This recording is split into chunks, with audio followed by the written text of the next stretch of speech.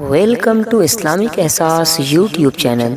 आप लोगों का इस्लामिक एहसास यूट्यूब चैनल पर खुश आमदीद।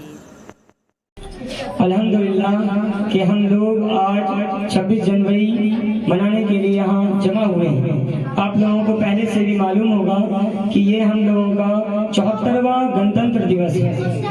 गणतंत्र दिवस का मतलब ये है कि हमारा संविधान जो है इसी दिन लागू हुआ था, 26 जनवरी 1950 को। ये छोटी सी बात बहुत ही कीमती है, क्योंकि बहुत सारे लोगों को, बहुत सारे तालिब इल्म ऐसे होते हैं कि 26 जनवरी मना रहे हैं लेकिन उसके बारे में सही जानकारी नहीं हो पाती। तो आज हम इसी उन्वान पर कुछ छोटी सी बात बोलेंगे और ज्यादा लंबी तकरीर हम यहाँ पर नहीं करेंगे। तो हम लोग यहाँ पर जमा हुए हैं 26 जनवरी मनाने के लिए। तो हमारे संविधान को बनाया गया था 26 नवंबर 1949 को। 26 नवंबर 1949 को जब हमारा संविधान बनकर तैयार हो गया था तो इसके कुछ कानूनों को देश में लागू कर दिया गया था उसी दिन 26 नवंबर 1949 के दिन। लेकिन इसके पूरे कानून को मतलब संविधान के सारे कानून को लागू करने के लिए 26 जनवरी का डेट जो है मुकर्रर किया गया। इसके पीछे आप लोगों को मालूम है इसके पीछे की क्या कहानी है, क्योंकि हम लोगों को मालूम है कि हम लोगों ने आजादी अंग्रेजों से लिया है 1947 में, लेकिन कांग्रेस के द्वारा एक बार देश के अंदर आजादी दिवस मनाया गया था 26 जनवरी 1930 को। अगर आपको ये मालूम नहीं है तो इसको याद रखना चाहिए हम लोगों को कि 26 नवंबर 1949 को संविधान को लागू नहीं किया गया, बल्कि उसे 26 जनवरी 1950 को लागू किया गया। इसके पीछे यही कहानी है कि कांग्रेस ने सबसे पहले देश के अंदर आजादी दिवस मनाया था 26 जनवरी 1930 को।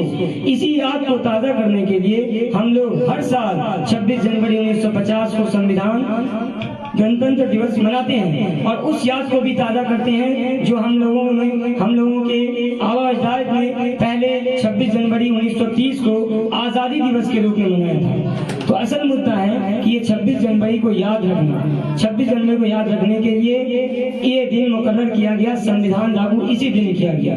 तो आप लोग इस बात को समझ चुके होंगे कि हमारा संविधान 26 जनवरी को ही क्यों लागू हुआ। अब संविधान जब लागू हो गया तो संविधान को लागू करने के बाद हमारी जिम्मेदारी क्या होती है?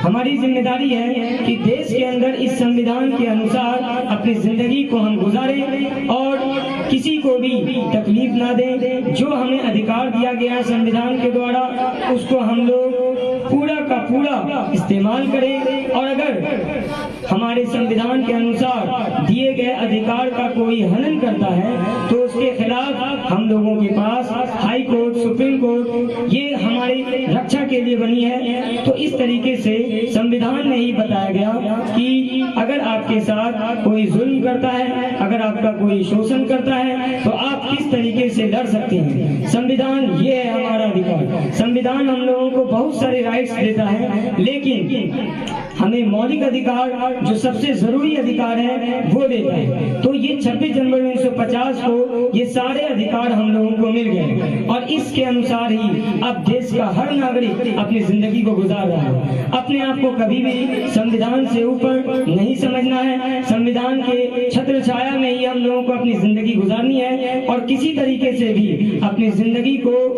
दूसरों को तकलीफ देने के लिए नहीं गुजारना है और हमेशा दूसरों को फायदा देने के लिए काम करना है। बहुत खुशी की बात है कि आप लोग 26 जनवरी के दिन आज यहाँ आए और हमको बहुत खुशी मिली और आप लोग इंशाअल्लाह आगे इल्म हासिल करेंगे और धीरे धीरे संविधान की बेसिक बातों को आप सीखते चले जाएंगे और इंशाअल्लाह एक दिन ऐसा होगा कि आप भी बड़ी बड़ी बातों को स्टेज पर आकर के बोल पाएंगे। बहुत सारे तालिब इल्म आए तो हैं लेकिन प्रोग्राम में पार्टिसिपेट नहीं किया है, तो ये आप लोगों के अंदर ये जज्बा उभरना चाहिए अब कि अब ये मौका मिल रहा है हम लोगों को, तो अब इसको हासिल किया जाए। घर के अंदर इस तरह का मौका नहीं मिलता है, लेकिन हम लोग इस्लामिक एहसास के बैनर तले ये प्रोग्राम को ऑर्गेनाइज किया और ये सिर्फ मकसद मेरा यही है कि हम लोग कुछ दीन की बात और देश को समझ सकें, बस, और कोई हम लोगों का मकसद नहीं है। इस्लामिक एहसास के बैनर तले हम लोग हर साल प्रोग्राम कर रहे हैं ताकि आप लोगों की बात, आप लोगों की अच्छी अच्छी बातों को देश के लोग देख पाएं हम लोग किस प्रकार से मेहनत कर रहे हैं। तो इंशाअल्लाह हम लोग अगले प्रोग्राम के लिए तैयार रहेंगे। कृपया करके आप लोग बात मत करें, लगातार आप लोग बात कर रहे हैं, कृपया करके आप लोग बात मत कीजिए। अगर आप सुन सकते हैं कीमती बातों को तो सुनिए, क्योंकि ये मौका बार बार नहीं मिलेगा हम लोगों को। साल में हम लोग 2 बार ही इस तरह का मौका हासिल करते हैं, एक 15 अगस्त और एक 26 जनवरी। और इस दिन भी अगर दोस्तों से गप करेंगे तो ये खराब बात हो जाएगी।